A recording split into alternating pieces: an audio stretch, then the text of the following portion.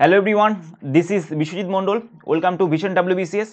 So আমরা যে video সিরিজটা কন্টিনিউ করছিলাম, আজকে তার 4 নাম্বার ক্লাস। এর আগে 3টে ক্লাস অলরেডি আপলোড হয়ে গেছে। যারা দেখোনি তাদের রিকোয়েস্ট করব যে আগে ওই ক্লাসগুলো দেখে নাও, তাহলে তোমাদের বুঝতে সুবিধা হবে। কারণ আমরা এখানে ইন্ডিয়ান পলিটির এম লক্ষ্মীকান্তের যে 6th এডিশনটা রয়েছে তার চ্যাপ্টার ওয়াইজ MCQ সলভ করছি, অর্থাৎ স্টেপ বাই স্টেপ কিন্তু আমরা এখানে এগোচ্ছি। বোঝা গেল?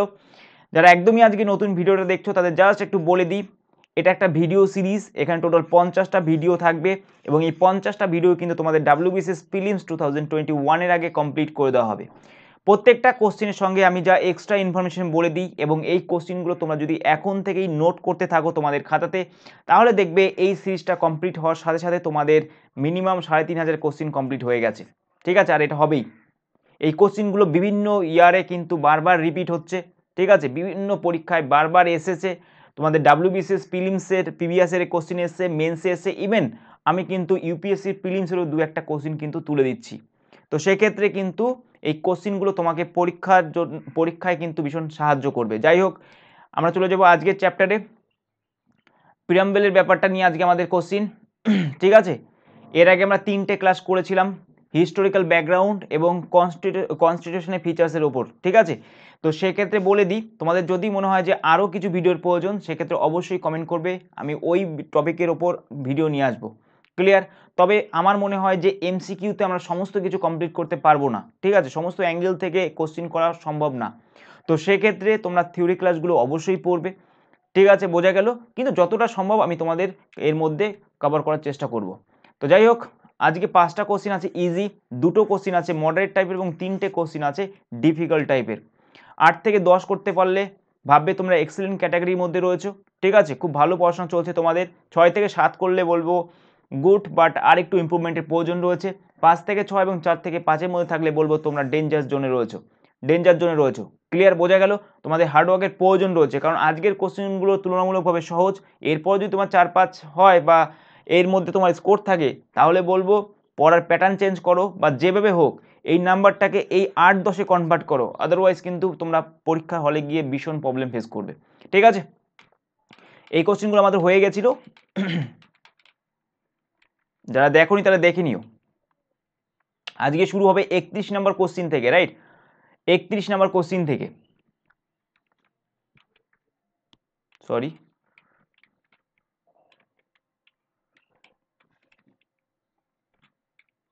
আচ্ছা 30 নম্বর কোশ্চেনটা আমাদের বাকি ছিল, রাইট? 30 নম্বর কোশ্চেন আমাদের বাকি ছিল। আমি প্রত্যেকটা মানে ভিডিওর লাস্টের যে কোশ্চেনটা থাকে সেটা তোমাদের জন্য রেখে দিই, তোমাদের অ্যান্সার করতে বলি এবং সেটা পরের যে সেশন শুরু হবে তার আগে কিন্তু আমি ডিসকাস করি।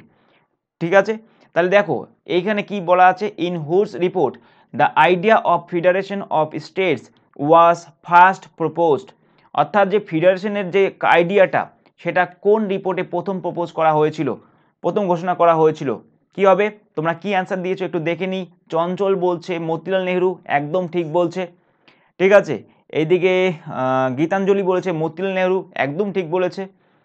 কল্যাণ, আচ্ছা কল্যাণের কথা পরে বলছি আমি। মমতা বলছে মতিলাল নেহরু, একদম ঠিক। আর দীপতীর্থ মুখার্জি মতিলাল নেহরু বলছে, এটা একদম ঠিক বলেছে। ক্লিয়ার? বোঝা গেল? এবার দেখো, এবার এখানে সৈকত বলছে 24শে জানুয়ারি 1950, আর এখানে বিশ্বজিৎ বলছে 24শে জানুয়ারি 1950। কি বলছে আমি একটু বুঝিয়ে দিই।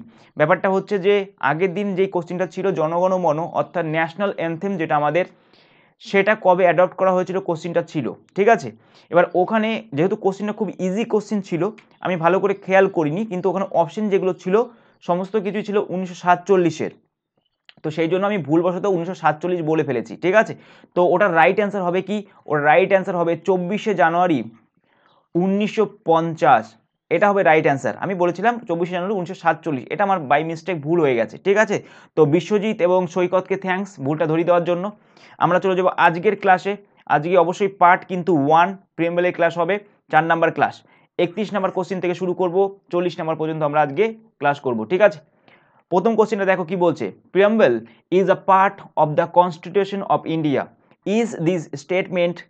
এখানে এই স্টেটমেন্টটা মানে এই preamble is a part of the constitution মানে হচ্ছে কি আমাদের সংবিধানের একটা অংশ হচ্ছে প্রিয়াম্বল, এটা একটা স্টেটমেন্ট। এই স্টেটমেন্টটা কি এক নম্বর অপশানে আছে ট্রু অ্যাকর্ডিং টু বেরুবারি কেস, অর্থাৎ বেরুবারি কেস অনুসারে এই স্টেটমেন্টটা কি ঠিক, এটা তোমাকে ডিসাইড করতে হবে। বা বলছে true according to Kesavananda Bharati case, অর্থাৎ কেশবানন্দ ভারতী কেস অনুসারে সঠিক, এটাও তোমাকে ঠিক করতে হবে সঠিক না মিথ্যা, না এই স্টেটমেন্টটাই ফলস। এটা যদি হয় তাহলে তুমি অপশন 3 করবে। 4 বলা আছে কি true only 42 constitutional amendment act 1976, অর্থাৎ 42তম অ্যামেন্ডমেন্ট অ্যাক্ট 1976 সালে যেটা এসেছিল সেটা তোমরা জানো যে এটা প্রিম্বলের সাথে রিলেটেড। এটার পর কি এই স্টেটমেন্টটা ঠিক হয়েছে কিনা সেটাই জিজ্ঞাসা করছে, কোনটা হবে অ্যান্সার। কোশ্চিন কিন্তু আমি বারবার বলছি, তোমরা দেখো নর্মাল টাইমে পরীক্ষা হয় ফেব্রুয়ারিতে, ঠিক আছে, আর মেন্স হয় কিন্তু মোটামুটি আগস্টের দিকে হয়, ঠিক আছে। তো মাঝখানে 5-6 মাসে একটা গ্যাপ থাকে, এই টাইমের মধ্যে ছেলেমেয়েরা কী করে, যারা মানে প্রিলিমসের জন্য ভালো করে পড়াশোনা করে, তারপরে এই 5 মাসে আরও ব্যাপারটাকে ঝালিয়ে নেয়, নিখুঁতভাবে পড়াশোনা করে। কিন্তু আমার মনে হয় না তোমাদের পরের বার এই টাইমটা দেবে, কারণ অলরেডি এখনও কোনো নোটিফিকেশন বেরোয়নি, অনেক পিছিয়ে গেছে, ঠিক আছে। তো মে মাসে হওয়ার কথা আছে, 90% চান্স আছে, কিন্তু আবার মে মাসে যদি ভোট হয় পরীক্ষা আরও পিছিয়ে যাবে। তো সেক্ষেত্রে মনে হয় না তোমরা 5-6 মাসের গ্যাপ পাবে, ম্যাক্সিমাম 1 মাস কিংবা 1.5 মাসের। তো এখনই তোমাদের সুযোগ, সুবর্ণ সুযোগ বলতে পারো, এখন থেকেই তোমরা ভালো করে মেন্সের জন্য পড়াশোনা করো। মেন্সের জন্য হাই লেভেলে পড়াশোনা করলে প্রিলিমসও তোমাদের আটকাবেই না, বরং এইবারই কিন্তু তোমরা ডাব্লিউবিসিএসটাকে ক্র্যাক করতে পারবে। বোঝা গেল কি বলতে চাইছি? বাকি তোমাদের ইচ্ছা, একটু ডিপলি পড়াশোনা করতেই হবে, কিচ্ছু করার নেই। তাহলে এটার অ্যান্সার কী হবে? এটার অ্যান্সার দেখে নিই। তাহলে প্রথম অপশনটা কি বলছে, ট্রু অ্যাকর্ডিং টু বেরুবারি কেস। না, এটা ঠিক না, কারণ বেরুবারি কেস হয়েছিল কবে? 1960, 1960 সালে এসেছিল। এখানে বলেছিল যে preamble is not the part of constitution, অর্থাৎ প্রিয়াম্বলটা কনস্টিটিউশনের পার্ট নয়, এই কথা বলেছিল এটা, ঠিক আছে। তাহলে এটা তো হচ্ছেই না। তারপর দ্বিতীয়টা কি পাচ্ছি, বলছে true according to Kesavananda Bharati case, অর্থাৎ কেশবানন্দ ভারতী কেস অনুসারে এটা সঠিক। অবশ্যই এটা সঠিক, ঠিক আছে। যে কেশবানন্দ ভারতী কেস এসেছিল সেখানে বলা হয়েছিল কি preamble is a part of the constitution of India, আমাদের যে সংবিধান তার একটা অংশ হচ্ছে কি, অংশ হচ্ছে প্রিয়াম্বল, এই কথাটা ঘোষণা করেছিল Kesavananda Bharati case. Very very important এই বছরে যারা 2020 যারা মেন্স দেবে, ঠিক আছে, মানে এবার যারা প্রিলি পাস করলে, এই কেসটার থেকে 200% কোশ্চিন আসবে। 2021-এও আসতে পারে, 2020-তেও আসবে। কেন? কারণ সেপ্টেম্বরে এই যে কেশবানন্দ ভারতী ইনি মারা গেছেন, ঠিক আছে, কেশবানন্দ ভারতী ইনি মারা গেছেন, সুপ্রিম কোর্টের ইতিহাসে সব থেকে লংগেস্ট কেস, ঠিক আছে। এই লংগেস্ট কেস হচ্ছে কেশবানন্দ ভারতী কেস। তাহলে এই কেশবানন্দ ভারতী মারা গেছেন বলে এই কোশ্চিনটা থেকে, মানে এখান থেকে নর্মালি কোশ্চিন হয়, ঠিক আছে, এই কেস থেকে। তো এখান থেকে কোশ্চিন দেওয়ার চান্স কিন্তু অন্তত পক্ষে 100% বেড়ে গেছে, ঠিক আছে। তো এই কেসটা কিন্তু খুব ভালো করে দেখে যাবে। ক্লিয়ার? বোঝা গেল? চলো, এইখানে আমি লিখে দিয়েছি, আমি যতটা বোঝালাম সেই জিনিসগুলি লিখে দিয়েছি, তোমরা পড়ে নিও। পড়ানোর কাজ আমার না, তোমরা নিজেদের মতো পড়ে নিও, ঠিক আছে, আমি বলে দিয়েছি আগেই। কেশবানন্দ ভারতী কেস এসেছিল কবে? 1973-তে। তার আগে বলে দিই, তোমাদের যদি আমার পড়ানোর স্টাইল ভালো লাগে সেক্ষেত্রে আমার একটা পার্সোনাল চ্যানেল আছে, সেখানে তোমরা ভিজিট করতে পারো। যদি তোমরা অনলি ডাব্লিউবিসিএস জন্য প্রিপারেশন নাও তাহলেই এই চ্যানেলটায় এসো, আদার অন্য কোনো এক্সামের জন্য এখানে পড়ানো হয় না, ঠিক আছে। কেন? এখানে সমস্ত মাদার যেই বুকগুলো রয়েছে, যেমন লক্ষ্মীকান্তের থিওরি ক্লাস চলছে, একটু কয়েকদিন আগেই আমরা মাজিদ হোসেন শুরু করেছি, মাজিদ হোসেনের এটা ধরে ধরে পড়ানো হচ্ছে, ঠিক আছে, চ্যাপ্টার ওয়াইজ। আর আমি এটুকু শিওর, তোমরা যদি একবার ভিজিট করো তোমাদের পছন্দ হবেই হবে। সাবস্ক্রাইব করো বা না করো সেটা পরের ব্যাপার, সেটা তোমাদের পার্সোনাল ব্যাপার, কিন্তু একবার ভিজিট করে দেখো, আশা করি তোমাদের হেল্প হবে। আমি পুরো যতটা বাংলাতে যতটা সহজ করা যায় ততটা সহজ করে বাংলাতে বোঝানোর চেষ্টা করেছি ডায়াগ্রামের মাধ্যমে। পুরো বইগুলোকে, যেগুলো মাদার বুক, সেগুলোকে কিন্তু ফলো করছি। এছাড়াও এখানে ইকোনমিক্সের 3500 কোশ্চিন টার্গেট রাখা হয়েছে। তারপর হচ্ছে কি এখানে জিওগ্রাফিরও 3500 কোশ্চিন হচ্ছে। এগুলো একটা সিরিজ, এবং সবকটা সিরিজ কিন্তু তোমাদের ডাব্লিউবিসিএস প্রিলিমস 2021-এর আগে কমপ্লিট করে দেওয়া হবে, ঠিক আছে। চলো 32 নম্বর কোশ্চিন দেখে নেবো কি আছে। Which features of the Indian constitution is a federal feature, মানে এই যে নিম্নলিখিত অপশনগুলো দেখতে পাচ্ছ এর মধ্যে কোনটা ফেডারেল ফিচারের পার্ট, এটাই জিজ্ঞাসা করেছে। কি হবে? আমি 4 সেকেন্ড টাইম দেবো, তার বেশি দেবো না, কারণ এর থেকে যদি বেশি টাইম নিয়ে নাও তাহলে ভিডিওটা অনেক বেশি লেন্দি হয়ে যাবে। সেক্ষেত্রে তোমরা কি করবে, ভিডিওটা পজ করে নেবে যদি তোমাদের এক্সট্রা টাইমের প্রয়োজন হয়। আর যাদের মনে হচ্ছে আমি স্লো বলছি তাদের বলবো যে ভিডিওর স্পিডটা একটু বাড়িয়ে নাও, তাহলেই ঠিক হয়ে যাবে সমস্ত কিছু। তাহলে কি হবে? অবশ্যই 7th শিডিউল হবে। সেভেন শিডিউলে কি বলা আছে, পাওয়ার ডিস্ট্রিবিউশনের কথা বলা আছে, ঠিক আছে। অর্থাৎ এখানে স্টেট লিস্ট, ইউনিয়ন লিস্ট আর হচ্ছে কনকারেন্ট লিস্ট কথা উল্লেখ আছে। অর্থাৎ স্টেট লিস্টের আন্ডারে কে আইন তৈরি করবে, স্টেট করবে। ইউনিয়নের আন্ডারে ইউনিয়ন মানে আমাদের পার্লামেন্ট। কনকারেন্ট লিস্টের আন্ডারে কে করবে, স্টেট প্লাস ইউনিয়ন, ঠিক আছে, বোঝা গেল, ক্লিয়ার। এই যে পাওয়ারের ডিস্ট্রিবিউশনটা রয়েছে এটাই তো একটা ফেডারেল স্ট্রাকচারের ফিচার্স, ঠিক আছে। এটা আমাদের কত নম্বর শিডিউলে আছে, 7 শিডিউলে আছে। 25 নম্বর আর্টিকেলে সেকুলার কনসেপ্টটা আছে, তাই তো, সেকুলারিজমের কনসেপ্টটা আছে। আর্টিকেল 14 এখানে বলা আছে কি, খুবই ফেমাস, ইকুয়ালিটি বিফোর ল, তোমরা সবাই জানো। তো এইগুলো যে পয়েন্টগুলো আমি মুখে বলছি কাইন্ডলি নোট করবে, ভীষণ ইম্পর্টেন্ট পরীক্ষার জন্য, ঠিক আছে। তোমরা যদি নোট না করো তাহলে মনে হয় না এই সিরিজটা করার কোনো মানে আছে।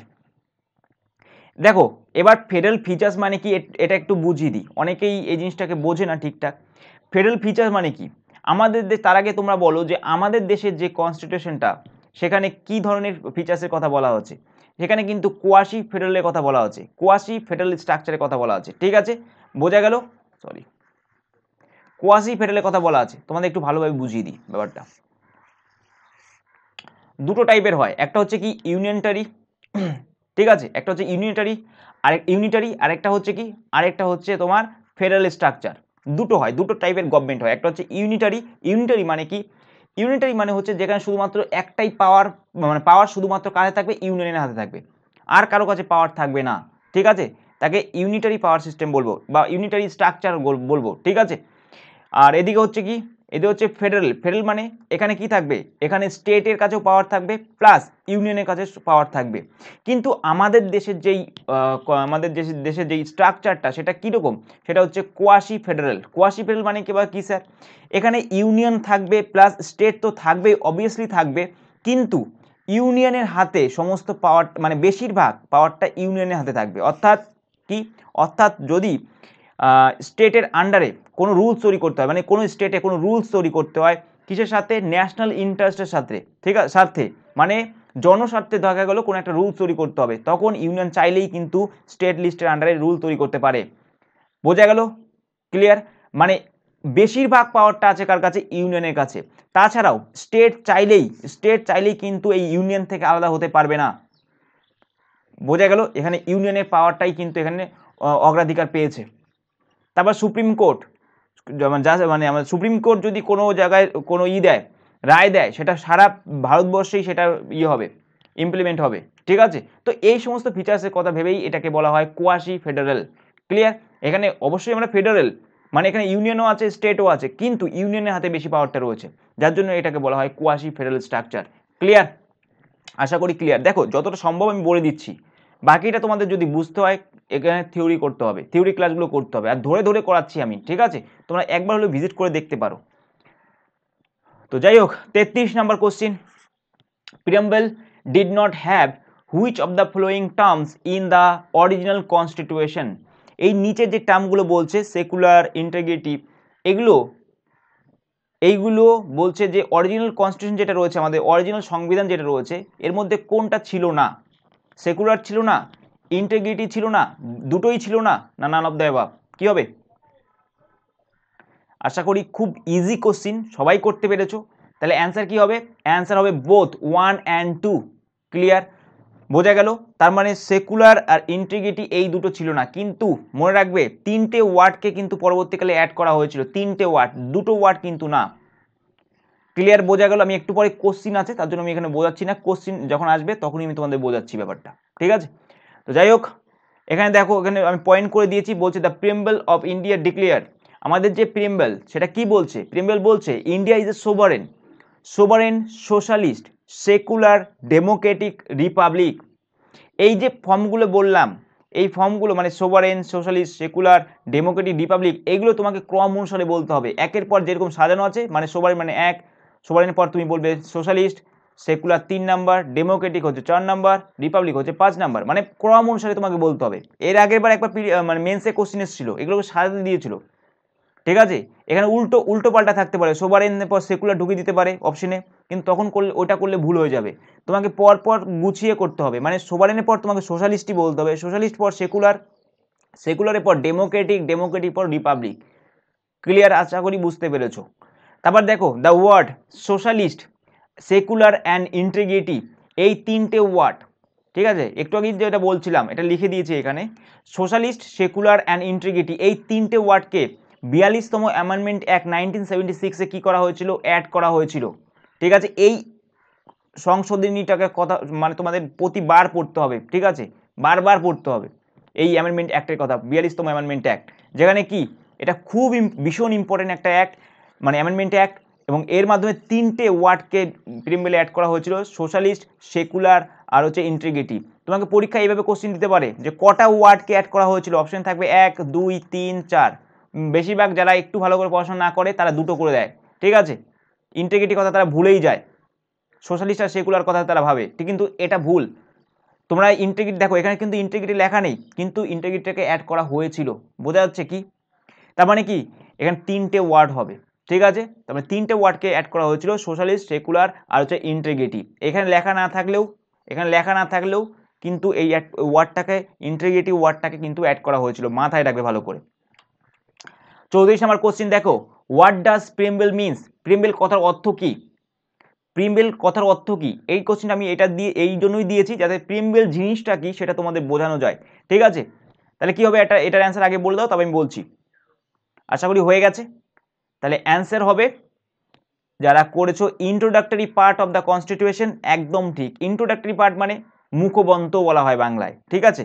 তাহলে দেখো প্রিম্বেল কি জিনিস, ধরো তোমাকে আমি একটা বই দিলাম, 10 পাতা 15 পাতার একটা বই দিলাম, ঠিক আছে, এবং তারপরে তোমাকে একটা সারসংক্ষেপ দিলাম বইয়ের, সারসংক্ষেপ মানে পেসি যেটা বলছো তোমরা, সারসংক্ষেপ দিলাম, যেখানে কি এই 10 পাতার বইয়ের গল্পের বিষয়বস্তু এখানে ছোট করে তোলা আছে, মানে এইটা পড়লে তুমি বুঝতে পারবে যে গল্পটা কি নিয়ে, এই গল্পের কি কি ফিচার্স আছে, গল্পের কে কে চরিত্র আছে, সমস্ত কিছু একটা ছোট একটা কনসেপ্টের মাধ্যমে তুমি বুঝতে পারবে। প্রিম্বেলটাও কিন্তু সেম জিনিস, এখানে কনফিউজ হওয়ার কিছু নেই, প্রিম্বেলটা হচ্ছে সেম জিনিস, মুখবন্ত, মানে যার মাধ্যমে আমাদের সংবিধানটা তো অনেক বড়, এবার সেই সংবিধানটাকে কেউ যদি জানতে চায় তাহলে তাকে অনেকবার পড়তে হবে, অনেক কিছু পড়তে হবে, তো এত কিছু তো পড়া সম্ভব না, এত বড় একটা কনস্টিটিউশন। তো সেক্ষেত্রে কি করবে, সে প্রিম্বেলটা পড়বে, সে প্রিম্বেলটা যখন পড়বে সে তখন ভারতের যে কনস্টিটিউশন, ভারতের যে সংবিধান সেটা সম্বন্ধে একটা সামগ্রিক আইডিয়া পেয়ে যাবে। এটাই হচ্ছে উদ্দেশ্য প্রিম্বেল তৈরি করার, বোঝা গেল? মানে আমাদের সংবিধানে কি কি বৈশিষ্ট্য, কিভাবে এটা তৈরি হয়েছে, ঠিক আছে, আমরা কোন ধরনের নীতিকে মেনে চলছি, বা আমাদের সংবিধান কোন ধরনের নীতিকে মেনে চলছে, সমস্ত কিছুর একটা সামগ্রিক একটা ছোট একটা কনসেপ্ট পেয়ে যাওয়া, মানে পাওয়া যাবে কোথায়, প্রিম্বেলে পাওয়া যাবে, ঠিক আছে। এটাকে বলে preamble, introductory part of the constitution. যারা করতে পেরেছো তারা একদম রাইট করেছো, খুব ইজি কোশ্চেন দিয়েছি আজকে, এর পরের দিন যখন পার্ট 2 আসবে তখন একটু টাফ লেভেলের দেবো, ঠিক আছে, বোঝা গেল। 35 নম্বর কোশ্চিন, বলো why is India is secular, আমাদের দেশ কেন সেকুলার, মানে ভারতকে কেন ধর্মনিরপেক্ষ বলা হয়? অপশন এতে আছে no particular religion, absent of religion, no religion, none of this. একটুখানি লজিক দিয়ে বুঝতে হবে, তাহলেই তুমি অ্যান্সারটা করতে পারবে। আমি আগের দিন কোশ্চিন করানোর সময় তোমাদের বুঝিয়েছিলাম, পুরো কনসেপ্টটা বুঝিয়েছিলাম, যারা রেগুলার বেসিসে ক্লাস দেখছো তাদের কাছে বিষয়টা খুব ইজি হবে। তাহলে অ্যান্সার হবে, যারা নো রিলিজিয়ন করেছো, এটা যারা করেছো 3 নাম্বার তারা 0 পেয়েছো, যারা 1 নাম্বারটা হচ্ছে right answer, no particular religion. তোমাদের আমি আগের দিন বলেছিলাম কোনো দেশকে কখন ধর্ম নিরপেক্ষ বলবো, তোমাদের মধ্যে অনেকে বলেছিল যে স্যার সেই দেশকেই ধর্ম নিরপেক্ষ বলবো যারা, যে দেশে সমস্ত ধর্মকেই সাপোর্ট করবে, সমস্ত ধর্ম এখানে কি করতে পারবে, তারা সমস্ত মানে সমস্ত মানুষ, তারা সমস্ত ধর্মকেই তারা পরিচালনা করতে পারবে। এটা হয়তো ঠিক, কিন্তু তোমাকে পরীক্ষায় এইভাবে দেবে না, তোমাকে কি দেবে, তোমাকে দেবে যে নো পার্টিকুলার রিলিজিয়ন বা স্টেট, মানে দেশ কোনো ধর্মকে সাপোর্ট করবে না। তুমি কি বলছো, তুমি বলছো সবাইকে সাপোর্ট করবে, এইভাবে কিন্তু পরীক্ষায় দেবে না। সাপোর্ট করবে কি না করবে সেটা পরের ব্যাপার, কিন্তু মনে রাখবে ধর্মনিরপেক্ষ বলতে কোন দেশকে বোঝায়, যে দেশের মধ্যে কোনো ধর্মকে সাপোর্ট করা হয় না, মানে পার্টিকুলার কোনো ধর্মকে সাপোর্ট করবে না। এখানে যে ইচ্ছা যত মানুষ তাদের যা যা ধর্ম আছে সে এখানে প্র্যাকটিস করতে পারবে, মানে স্বাধীনভাবে প্র্যাকটিস করতে পারবে, মানে স্টেট মানে দেশ কোনো রকমভাবে সেখানে কিন্তু হস্তক্ষেপ করবে না। এটাকে বলা হয় কি সেকুলার বা সেকুলারিজম বলা হয় এটাকে, বোঝা গেল? মানে স্টেট কোনো রকম ইন্টারফেয়ার করবে না কারো ধর্মে। এখানে কিন্তু কোনো সময় বলবে না যে ধর্মকে সাপোর্ট করবে, সমস্ত ধর্মকে সাপোর্ট করবে। তোমাদের দিক থেকে বোঝার দিক থেকে হয়তো ঠিক, কিন্তু একটা কথা মাথায় রাখবে, ধর্ম নিরপেক্ষ মানে স্টেট কাউকে সাপোর্ট করবে না। ওইটা তুমি যেটা বলছো সেটা হচ্ছে পজিটিভ কনসেপ্ট হয়ে যাচ্ছে, যে হ্যাঁ সবাইকে সাপোর্ট করছে, মানে আমাদের ভারতবর্ষই ধরো, স্টেট সবাইকে বলছে, স্টেট সবাইকেই সাপোর্ট করছে যে তুমি তোমার মতো ধর্ম করতে পারো, কিন্তু এটা অন্য সেন্সে বোঝাচ্ছে। পরীক্ষায় কিন্তু এইভাবে দেবে না, পরীক্ষায় দেবে কি স্টেট কাউকে সাপোর্ট করবে না, যে যার ইচ্ছা মতো যার ইচ্ছা যা ধর্ম সে পালন করবে, করতেই পারে, স্টেট এর মধ্যে ইন্টারফেয়ারই হবে না, মানে কোনো রকম নাক গলাবেই না। বোঝা গেল? আশা করি বুঝতে পেরেছো, আমি আগের দিন খুব ভালো করে বুঝিয়ে দিয়েছিলাম। ঠিক আছে, তো যাই হোক, পরে কোশ্চেন দেখবো 36 number question, which is the keynote of the constitution of India. এই যে টার্মগুলো দেখতে পাচ্ছ এর মধ্যে কোনটাকে বলা হয় কিনোট অফ দ্য কনস্টিটিউশন? কি হবে? অবশ্যই যারা করতে পেরেছো দ্য পিপল, তারা ভুল করেছো 0, তার মানে যারা 4 নাম্বারটা করেছো দ্য প্রিম্বল, সেটা হবে রাইট অ্যান্সার। ঠিক আছে, কিনোট আমাদের সংবিধানে কিনোট কোনটাকে বলা হয়? প্রিম্বলটাকে বলা হয়। ঠিক আছে, বোঝা গেল? চলো পরের কোশ্চেন চলে যাব, 37 নাম্বার কোশ্চেনে, which of the following concept in the preamble taken from. আচ্ছা এইখানে একটু ভুল আছে, বুঝতে টাইপিংটা একটু ভুল হয়ে গেছে, এই লাইনটা দুবার হয়ে গেছে। Which of the following concept in the preamble taken from USSR, অর্থাৎ আমাদের প্রিম্বলের মধ্যে কোন কনসেপ্টটা ইউএসএসআর থেকে নেওয়া হয়েছে? প্রিম্বলের মধ্যে এই 4টে টার্মই তোমরা পাও, তাই তো? এই 4টে নীতি পাও। ঠিক আছে, তো এই 4টে নীতি বা এই 4টে টার্মের মধ্যে কোনটা ইউএসএসআর থেকে নেওয়া হয়েছে সেটাই জিজ্ঞাসা করছে। জাস্টিস, লিবার্টি, ইকুয়ালিটি, ফ্রেটার্নিটি, কোনটা? কি হবে?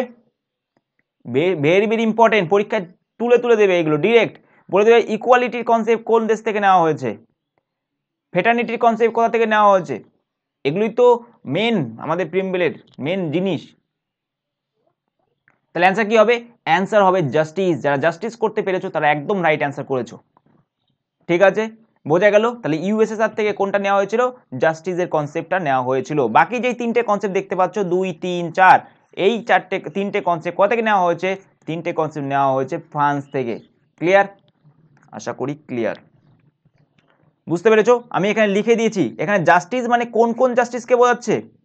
Economic justice, social justice, political justice, এই ধরনের জাস্টিসকে বোঝাচ্ছে। আমি এখানে লিখে দিয়েছি, তোমরা পড়ে নিও, পড়ানোর কাজ আমার না, আমি প্রত্যেকটা জিনিস লিখে দিয়েছি। ঠিক আছে, লিবার্টি বলতে কোন ধরনের লিবার্টিকে বোঝাচ্ছে? Thought, expression, believe, faith and worship, এগুলো একটু দেখে নিও। ঠিক আছে, 38 number question, the word sovereign refers to. Sovereign কথাটার মাধ্যমে আমরা কি বুঝি? কি হবে? দ্য পিপল, সুপ্রিম, কান্ট্রি না প্রেসিডেন্ট? কি হবে?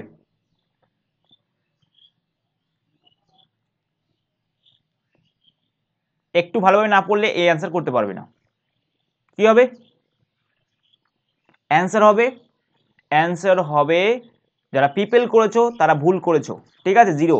যারা সুপ্রিম করেছো তারা রাইট অ্যান্সার করেছো। তার মানে দেখো দ্য ওয়ার্ড সোভারেন এই কথাটার দ্বারা কি বোঝাচ্ছে একটু ভালো করে বুঝিয়ে দিই। এই কথা দেখো, আমরা তো দীর্ঘদিন একটা একটা ফরেন মানে কি বলবো বাইরের শক্তির দ্বারা, মানে ব্রিটিশদের দ্বারা কি ছিলাম? পরাধীন ছিলাম। তারপর যখন আমাদের কনস্টিটিউশন তৈরি করা হলো সেখানে এই ওয়ার্ডটাকে জুড়ে দেওয়া হলো। তার মানে কি? তার মানে বোঝালো এবার থেকে ইন্ডিয়া কোনো বাহ্যিক শক্তি মানে কোনো ফরেন পাওয়ারের দ্বারা পরাধীন না। ঠিক আছে, বুঝতে পেরেছো? দুটো অর্থে দুটো অ্যাসপেক্টের দিক থেকে এটাকে বোঝাচ্ছে। কি কি? একটা হচ্ছে ইন্টারনাল মিনিং আর একটা হচ্ছে এক্সটার্নাল মিনিং। এক্সটার্নাল মানে হচ্ছে যে ইন্ডিয়া হচ্ছে সোভারেন। সোভারেন মানে কোনো বিদেশি শক্তি আজ থেকে মানে যেদিন থেকে কনস্টিটিউশন তৈরি হচ্ছে, যেদিন থেকে এই ওয়ার্ডটাকে অ্যাড করা হচ্ছে, সেখান থেকে তখন থেকে কোনো বিদেশি শক্তি ভারতকে আর কন্ট্রোল করবে না। ঠিক আছে, বোঝা গেল? সুপ্রিম পাওয়ারটা কার হাতে থাকবে? স্টেটের হাতে থাকবে। স্টেট বলতে কনস্টিটিউশনে কি বোঝায়? নেশনই বোঝায়। ঠিক আছে, মানে দেশ বোঝায়। তো সুপ্রিম পাওয়ারটা কার হাতে থাকবে? দেশের হাতে থাকবে, মানে সেন্টারের হাতে থাকবে। বোঝা গেল? ক্লিয়ার কি বলতে চাইছি? মানে স্টেটের হাতে সমস্ত পাওয়ারটা থাকবে, এখানে কোনো বাহ্যিক শক্তি আমাদের কি করবে না? পরাধীন করে রাখবে না বা আমাদের উপর কোনো রকম কন্ট্রোল করবে না, আমাদের কন্ট্রোল করবে না। আর ইন্টারনাল মিনিংয়ে কি বোঝাচ্ছে? ইন্টারনাল মিনিংয়ে বোঝাচ্ছে যে স্টেটের মধ্যে মানে দেশের মধ্যে কোনো ব্যক্তি সে হতে পারে পিএম, সে হতে পারে প্রেসিডেন্ট, কেউ স্টেটের উপরে না। বোঝা যাচ্ছে? কেউ স্টেটের উপরে না। সে যে যত বড়ই পোস্ট হোল্ড করে বসে মানে পদে বসে থাকুক না কেন, সে দেশের উপরে না। এটা ইন্টারনাল মিনিংয়ে বোঝাচ্ছে, দুটো মিনিংয়ে বোঝায়। ক্লিয়ার? বোঝা গেল? তাহলে সুপ্রিম পাওয়ার এটাকে বোঝাচ্ছে, সুপ্রিম।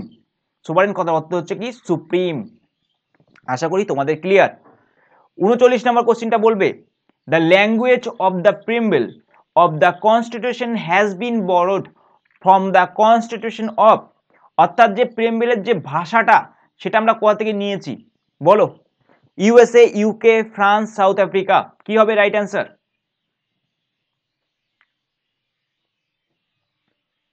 আশা করি হয়ে গেছে। তাহলে দেখো, যারা ইউএসএ ভেবেছো তারা 0 পেয়েছো। ঠিক আছে? কেন 0 পেয়েছো এটাও বলে দিচ্ছি। এটাও বলেছি 0 কেন পেয়েছো। এখন রাইট অ্যান্সার কি হবে? ফ্রান্স হবে। ল্যাঙ্গুয়েজটা নেওয়া হয়েছে ফ্রান্স থেকে। ক্লিয়ার? ল্যাঙ্গুয়েজটা নেওয়া হয়েছে ফ্রান্স থেকে। কিন্তু যদি বলা হতো যে টোটাল প্রিম্বলের কনসেপ্টটা কোথা থেকে নিয়েছে, প্রিম্বলের কনসেপ্টটা কোথা থেকে নিয়েছে, তখন অ্যান্সার হতো ইউএসএ থেকে। আশা করি তোমাদের ক্লিয়ার ব্যাপারটা, পুরো বিষয়টা ক্লিয়ার। বোঝা গেল? ঠিক আছে? তাহলে ফ্রান্স থেকে কি নেওয়া হয়েছে? ল্যাঙ্গুয়েজটা নেওয়া হয়েছে ফ্রান্স থেকে। 40 নম্বর কোশ্চেনটা দেখো, the preamble is the soul of the constitution was stated by, অর্থাৎ বলছে প্রিম্বলটাকে কি বলছে? আমাদের সংবিধানের আত্মা বলছে। সোল অফ দ্য কনস্টিটিউশন এটা কে বলেছে? স্টেটেড বাই বলেছে। কে বলেছে এই কথা? বি আর আম্বেদকর বলেছে, না বিপি ট্যান্ডন বলেছে, না ঠাকুর দাস ভার্গব বলেছে, না নান অফ দিস? কি হবে অ্যান্সার? তোমরা পরের দিন তোমরা কমেন্ট করবে, পরের দিন আগে এটা ডিসকাস করব। যারা অ্যান্সার দেবে তাদের সাথে মানে তাদের কমেন্ট আমি এখানে নিয়ে আসবো, নিয়ে দেখবো যে কে কে অ্যান্সার করছো, ঠিক অ্যান্সার করছো। তারপর আমি তোমাদের রাইট অ্যান্সারটা বলে দেবো। তারপর আমাদের সেশন শুরু হবে, নিউ সেশন। ঠিক আছে? বোঝা গেল? আমি সবার লাস্টে ভিডিও শেষ করার আগে একটা কথা বলতে চাই, জাস্ট একটা কথা বলতে চাই।